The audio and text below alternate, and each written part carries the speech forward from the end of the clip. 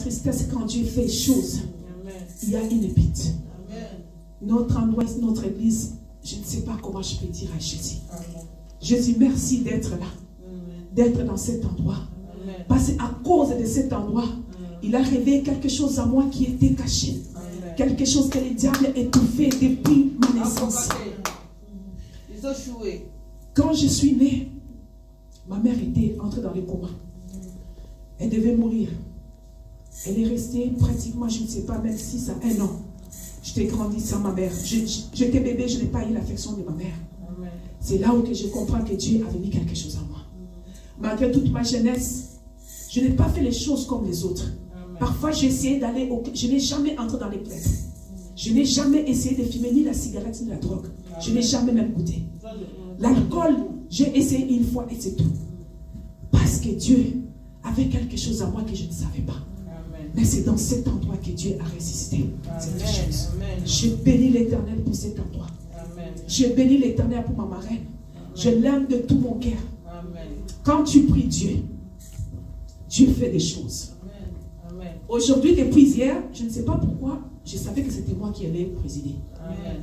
Je me disais, Seigneur, qu'est-ce que je vais parler? J'étais très occupée. Mais Dieu me parlait chaque moment de parler de la prière. L'efficace de la prière. Je suis allée voir quelqu'un pour aider le photographe. Je savais que j'allais avoir du temps pour préparer la parole, mais je n'ai pas eu le temps. Mais Dieu me parlait toujours de la prière. Quand je suis entrée et je me suis rendu compte que ce n'était pas moi qui avais présidé, je me suis dit, c'est pas possible. Quand le parrain Marie m'a dit que c'est toi, je dis que Seigneur, tu es merveilleux.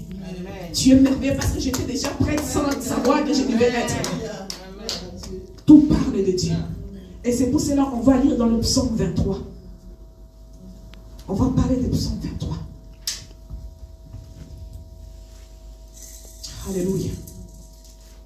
La Bible nous dit dans le psaume 23, c'est une psaume que tout le monde connaît ça. Et c'est une psaume, quand je lis, je pense à ma mère. Parce que ma mère, je ne sais même pas si elle savait de quoi elle était en train de dire. C'était devenu comme une répétition. Dès qu'elle commençait de dire psaume, tout le monde récitait ça. Elle disait ça en swahili. Mais si elle savait, si elle connaissait les paroles de psaume et la puissance des psaumes, je crois qu'elle devait être là jusqu'à l'instant. La Bible nous dit, je lis dans le nom de Jésus, Cantique de David, l'Éternel est mon berger, je ne manquerai de rien. Il me fait reposer dans le vert pâturage. Il me dirige près d'eau paisible. Il restaure mon âme.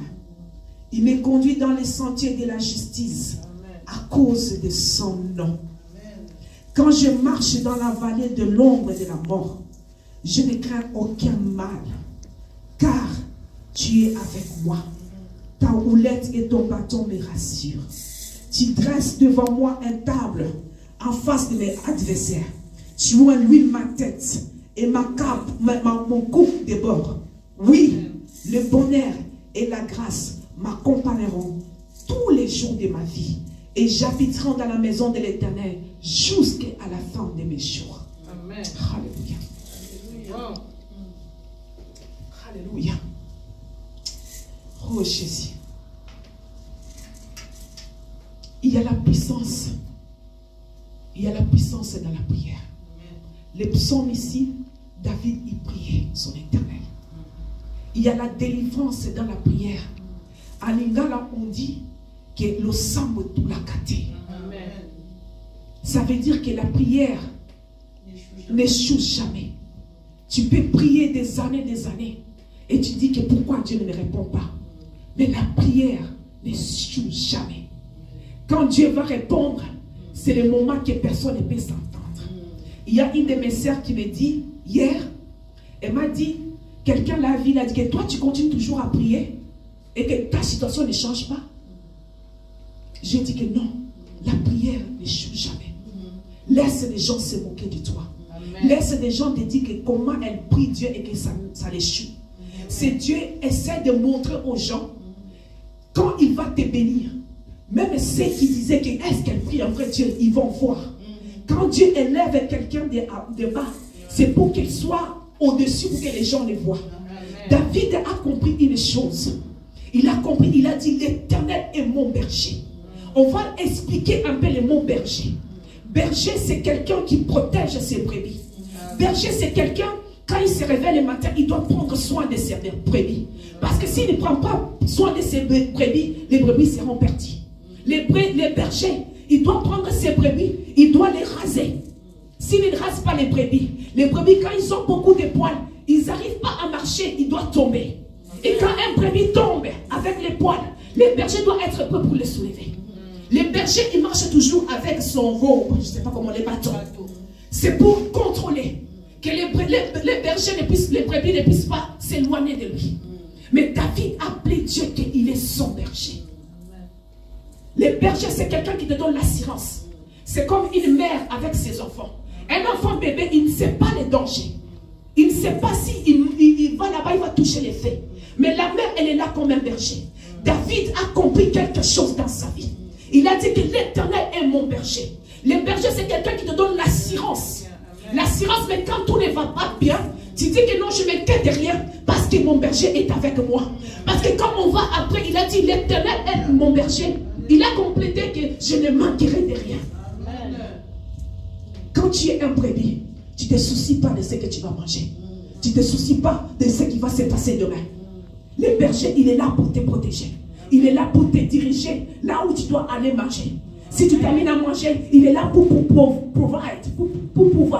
Qu'est-ce que tu dois boire? Quand il y a les dangers, il est là pour te protéger. Quand tu tombes dans les trous, le berger, il est là pour te tenir la main. Mon frère et ma soeur, Dieu, il est notre berger. On ne manquerait de rien. Même aujourd'hui, on voit les places qui sont vides. Aie confiance à ces bergers. Dis que l'Éternel est mon berger. Ma soeur, elle dit qu'on se moque de toi. On a dit pourquoi as-tu pris Dieu et ta situation ne change pas. Dis-le que l'Éternel est mon berger. Je ne manquerai de rien.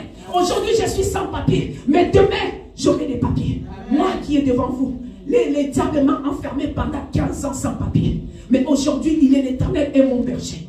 On a dit dans ma famille que cette fille ne pouvait pas accoucher. On a prophétisé, on a même dit qu'on allait faire une opération qu'elle n'aura jamais des enfants. Mais l'Éternel est mon berger parce qu'il y a les deux gosses qui sont là-bas. On a dit dans ma famille, ma mère avait dit, non, vous ne pouvez pas prendre cette fille. Parce que cette fille, on l'avait sacrifiée dans le monde des ténèbres, qu'elle allait travailler pour la famille. Elle devait être une prostituée. Mais aujourd'hui, l'Éternel est mon berger, il m'a donné un mari. J'ai béni l'Éternel. Il faut s'accrocher à ce Dieu-là. Dieu, il est bon. La parole, la prière n'échoue jamais. Amen. Quand tu pries Dieu, dis-lui qu'il est ton berger. Ferme les yeux, vois la situation de tes problèmes. Ne regarde pas la situation, la volume de tes problèmes. Dis seulement que l'Éternel est mon berger. Il a continué, David, il ne s'est pas arrêté là.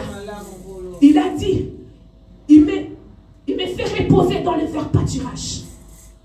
Quand il est ton berger, il te fait reposer dans un endroit que tu n'as pas besoin de s'inquiéter. Aujourd'hui, je ne peux pas m'inquiéter comment je vais payer mon loyer. On a un endroit, on vient à l'église sans s'occuper qu'on va payer le loyer comment? Est-ce que ce Dieu-là n'est pas bon? Est-ce que ce Dieu-là, il n'est pas notre berger? Il pourvoit à notre besoin.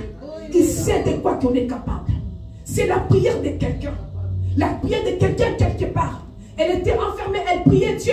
Seigneur, où est-ce que je peux aller louer ton nom dimanche, Seigneur?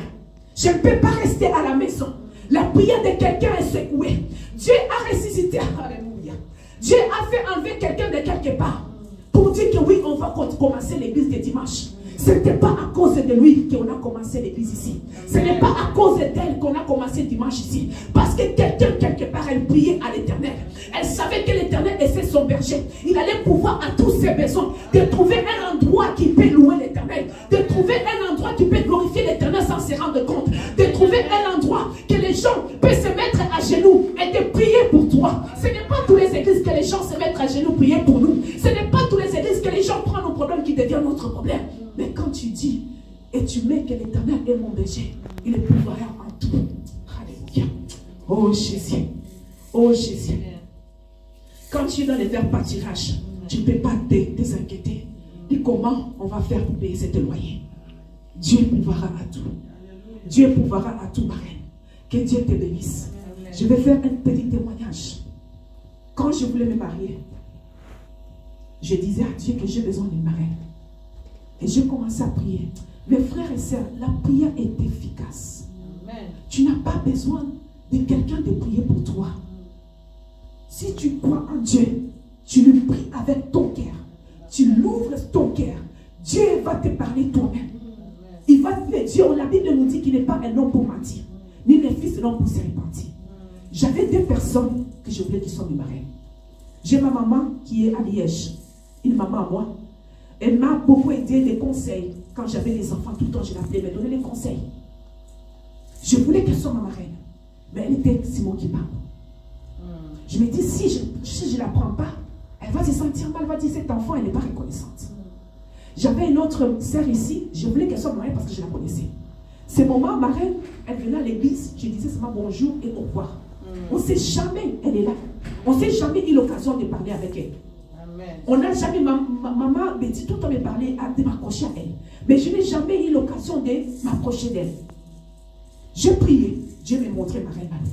Je dis Seigneur, mais je n'ai jamais parlé. Comment je vais faire pour m'approcher? La veille avant, je dis Seigneur, je n'ai plus le temps. Je priais la nuit, je rêvais d'elle. Je dis non, Seigneur, montre-moi un autre signe. Parfois, on est incrédule, on a nos cas qui est incrédule. Dieu te parle, tu veux qu'il insiste. Je suis arrivée à l'église, l'église qu'on partage chaque mois. On priait, j'avais les yeux fermés, elle n'était pas encore là quand je suis arrivée à l'église. Dès que je dis Amen, j'ouvre les yeux, je dis voilà ta marraine. Je dis oh, ça c'est fort Seigneur. Et ce jour-là, je suis partie la voir. Je dis, elle m'a dit ah, bonjour ma soeur, elle parlait avec maman pasteur, elle s'est arrêtée. J'ai dit que non, j'aimerais que tu sois ma marraine. Elle m'a regardé, ah, moi ta marraine? Je dis oui. Elle a dit, ah, mais il faut aussi que mon mari soit les parrains. Je dis, non, il n'y a pas de souci. Je vais dire à mon mari que mon mari ne sait pas, il a les témoins, mais j'aimerais vraiment. Elle est partie. Après, il m'a rappelé, elle a dit que c'est bon. Mais je vous dis la vérité, je ne sais pas comment je peux dire merci à Dieu. Parce qu'il y a des moments que je suis passée, je me suis dit, si je n'avais pas une marraine qui prie Dieu, comment j'allais m'en sortir? Amen. Il y a des moments que je sentais que non, j'ai envie de fuir, j'ai envie d'abandonner. Mais quand tu l'appelles, c'est très important de prier. Oh Jésus. La prière est efficace. La prière, ça donne, ça ouvre les portes. La prière, ça peut t'amener, ça peut te donner une relation, ça peut t'ouvrir les portes là où tu ne t'entends pas. Mais si tu n'étais pas quelqu'un qui priait, et entre guillemets, quand j'appelais la maman de Liège pour la dire que je vais me marier le 20, avant de demander à ma reine, j'ai dit que maman Emerance, je vais me marier le 30 octobre. Je veux que tu sois ma marraine.